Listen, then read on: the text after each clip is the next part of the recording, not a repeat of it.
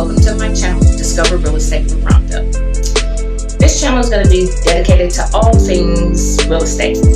Whether you're a first-time home buyer or you are on your 50th transaction, this channel is for you.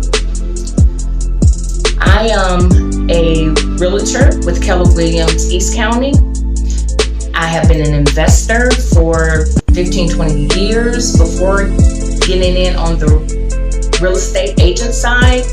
So I know what it's like to be on both sides of the world, and I would like to pass on some information that will be helpful to you in your home buying experience. This first video is dedicated to my first time home buyers. The me, years and years ago. And it's tagged 9 things I wish somebody had told me before I went out searching for my first home. Number 1, seeing a house before you've been pre-qualified? Don't do it. You're just wasting your time. You're wasting the agent's time. Now they're not going to even take you without being pre-qualified. Don't even get on the phone and try to find an agent. You gotta get pre-qualified. You have to know how much money you can afford to spend in a house. Not how much you think you can afford, how much the lender says you can afford. Don't go on those websites online when you put in how much you make and how much is your household expenses, and it spits out a number about how much you can afford. They're not real. Find yourself a lender. Get pre-approved and then find yourself an agent. It'll save you a whole bunch of time. Number 2, unicorns don't exist. I'm sorry to tell you, sweetie, it just don't. There's not going to be a perfect house. The perfect house. The perfect house is what you make it. So looking and looking and looking and looking for that which you have in your mind sometimes does not equate to what's on the market. My goal is if I can find a house that's 65 to 70% of what I want, then the other 30% I can create once I've gotten into the property and I can make it my own. If you find that unicorn, more than likely you might can't afford it, but you can find something close to your unicorn that you can make your own. I'm just saying. Number 3. Find a great buyer's agent. Okay, I'm awesome. I'm just saying. But if not me, make sure you find a great agent, because they will navigate you and find houses in your price range so that you don't waste your time looking at stuff that's outside of your scope. They listen to your needs. They will try to get you as close to that unicorn as possible. But you're going to remember that unicorns don't really exist. So when they find something for you that's in that 70, that 65, 70, 75, girl, you're doing good at that point. So find yourself an agent. Don't try to do it alone. No. The 4th. Spending a whole bunch of time looking online for home evaluations in this market is not going to do you any good. So you go to Zillow, you find a house, they tell you that this house is worth $400,000. The listing price is $480,000, and you tell your agent, that's overpriced. Zillow said that it's only worth $400,000. So let me tell you, in all the years that I was an investor, I never went to an open house and saw one person in there from Zillow. Not one. So Zillow can't estimate a value of a house. They might can put some algorithm together to tell you what they think, and they is a computer. But in all my years, I've never met anybody at an open house from Zillow or any other of these other sites.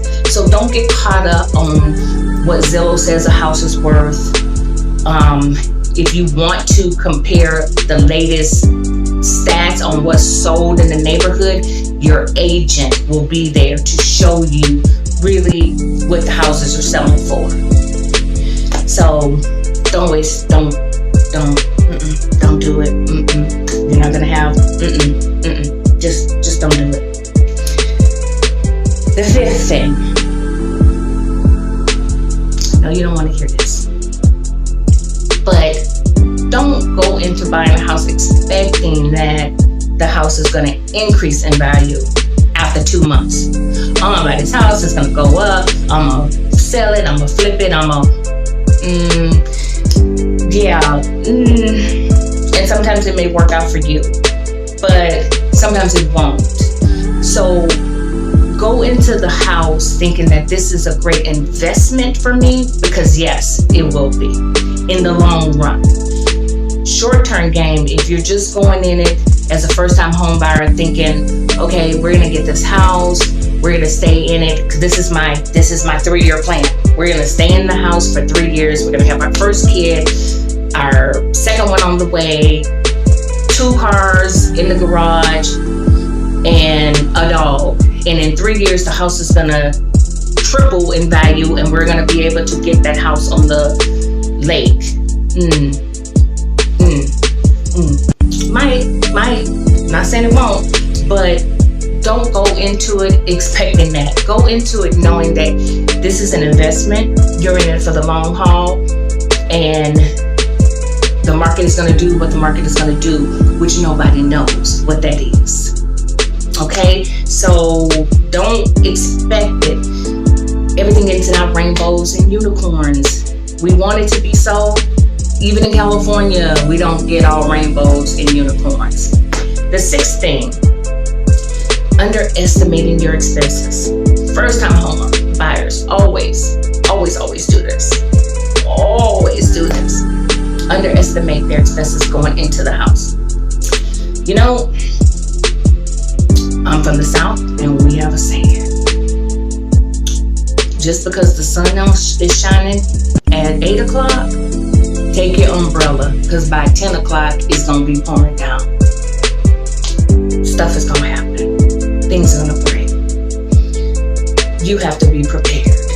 So a good rule of thumb is to have about 1% of your mortgage. I would say build 1% of your mortgage into a safety emergency fund, because it's hard going into your first house and your home warranty, which all of you will have, does not cover something. So I say people don't know what they don't know. And so when I moved into my first house, we didn't know.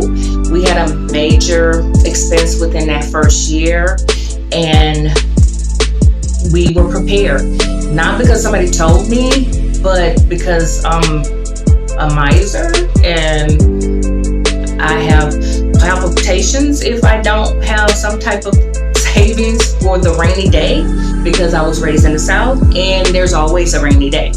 So underestimating expenses, you can't just put the utilities, the car note. You have to have something for the rainy day, because it's gonna rain. I'm sorry. Even though right now in Cali, we're in a drought, it's gonna rain eventually. So you wanna be prepared for that, and you don't wanna be overwhelmed when it hits you, and then you're cursing the house. We should have never moved in this house, because when we was renting, we had people that came and fixed it. No, just be prepared and you'll sail right through it. The seventh thing is, don't feel rushed when making your decision. What I mean by that is, don't let somebody bully you into making a decision. This is a huge decision. Buying a house is probably going to be the biggest purchase you've ever made. You need to feel good about it. don't let anybody pressure you into making a decision. If this house doesn't work for you, there'll be another one. One around the corner will come up for sale. There'll be another one. Just don't let somebody pressure you into making a decision. Think about it, pray over it, whatever it is that you do, and feel good when you make the decision to put an offer in on a house. Like I said, there's no unicorn houses. It may not check off every box on your list, but if it comes close and you feel comfortable, make that offer. Do it, girl.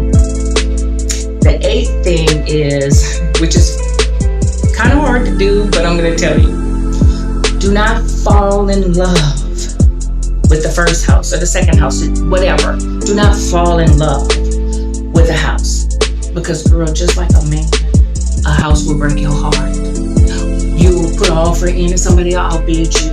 You put an offer in and they don't accept it. Don't fall in love with it, because the next house you see may be just as good, but you're going to be comparing it. You know how we do with the last man we had. We compare it to this man. We will do the same thing for houses. Do not fall in love with the house. You'll fall in love when they accept your offer. Then you fall in love. But you kind of date the house before you get that approved offer. Don't fall in love with it, because it'll make every house after that fail in comparison, and you may see 2 more houses that's better than that house, but you're still going to be comparing it to the one that got away. You know what I'm talking about. Don't fall in love. And the last one is know your why. Why you're buying a house. Don't buy a house because your cousin got a house. Don't buy a house just because you're trying to keep up with the Joneses and then you can't keep up with the mortgage, okay? Buy a house for the reason good enough to buy a house. An investment. I want better for my family. I want more security for my family. Know your why. Have a why. Don't just say because everybody else is doing it. Because my mama used to say, if everybody jump off the bridge, you're going to jump with them. You're not, girl. So don't just buy a house because you think it's what everybody expects of you. Buy a house when you're ready. It's a big commitment, but it's the best decision I think when you're ready to make, you can ever make for you and your family. And that's it. Those are the 9 things that I wish somebody had told me before I bought my first house. And if you have any questions or any comments, you can leave them below. You know, I'll answer them.